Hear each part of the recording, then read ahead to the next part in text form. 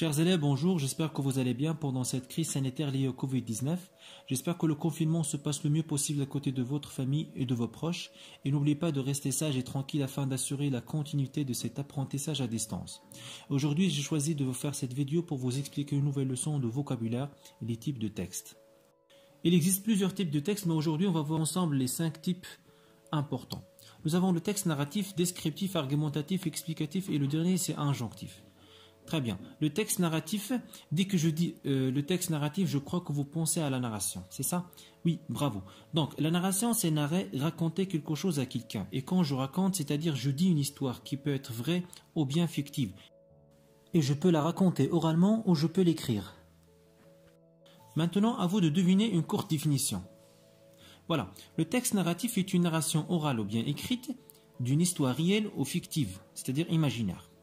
Ce type est souvent employé dans plusieurs et différents genres littéraires, comme le roman, le conte, la fable, la nouvelle ou bien la légende. Maintenant, je vous laisse découvrir un petit extrait d'un texte narratif. Il était une fois 2 paysans qui vivaient dans un village du Mont-Liban. Ils possédaient un petit champ à la terre fertile, le mari y cultivait du blé et du maïs. Passons maintenant au deuxième type. Le texte descriptif. Bon, je crois que vous pensez à la description et surtout le verbe d'écrire. Bravo.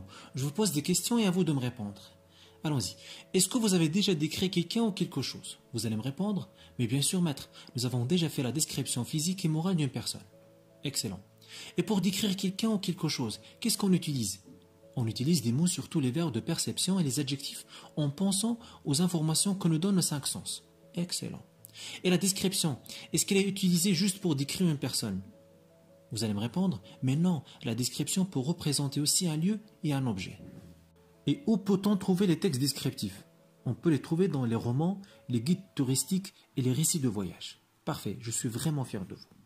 Bon, essayons de faire un petit résumé.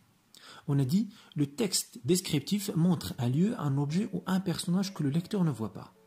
Dans un écrit documentaire, par exemple un guide touristique, ce type de texte évoque une image fidèle d'un objet réel.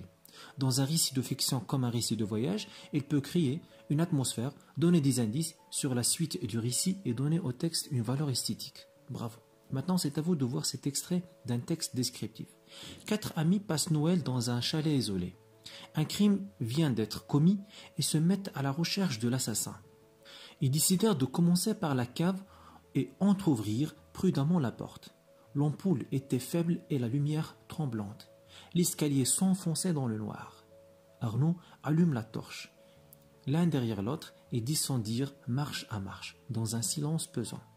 Même l'odeur confinée qui régnait ici leur paraissait menaçante.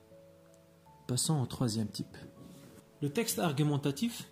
Un texte argumentatif a pour objectif de persuader, convaincre le destinataire, c'est-à-dire celui à qui le texte s'adresse. Un texte argumentatif défend une position en développant un raisonnement structuré et logique. Ce texte exprime ce qu'on appelle l'opinion et le jugement. Cela veut dire que ce type est basé sur l'argumentation pour convaincre l'autre, c'est-à-dire le destinataire. Comme un avocat, là je parle du métier, avocat-métier. Donc il défend toujours en donnant des arguments et des jugements pour pouvoir convaincre le juge. Passons au 4e type. Le texte explicatif. Dans ce type, on cherche toujours à donner une explication, à apporter une information. Il modifie les connaissances du destinataire. Dans un récit de fiction, le texte explicatif peut instruire le lecteur, retarder l'action, donner des détails qui aident à comprendre l'intrigue. Montrer aussi la cohérence du personnage et de son comportement. Ce type de texte est souvent employé dans un article de dictionnaire, un manuel scolaire ou bien dans un article de presse. En bref, ce type sert à donner des explications pour mieux comprendre une chose. Et voilà, on est arrivé au dernier type, c'est le texte injonctif. Dans ce type, on conseille, on ordonne un comportement à un destinataire. Par exemple, dans le mode d'emploi d'une machine, ou bien la recette de cuisine, ou bien une affiche publicitaire, ce qu'on appelle aujourd'hui la pub. Ce type sert à montrer comment réaliser une tâche en suivant les instructions et les étapes données. Pour mieux comprendre, vous n'avez qu'à voir le mode d'emploi, par exemple, d'une machine que vous avez déjà à la maison.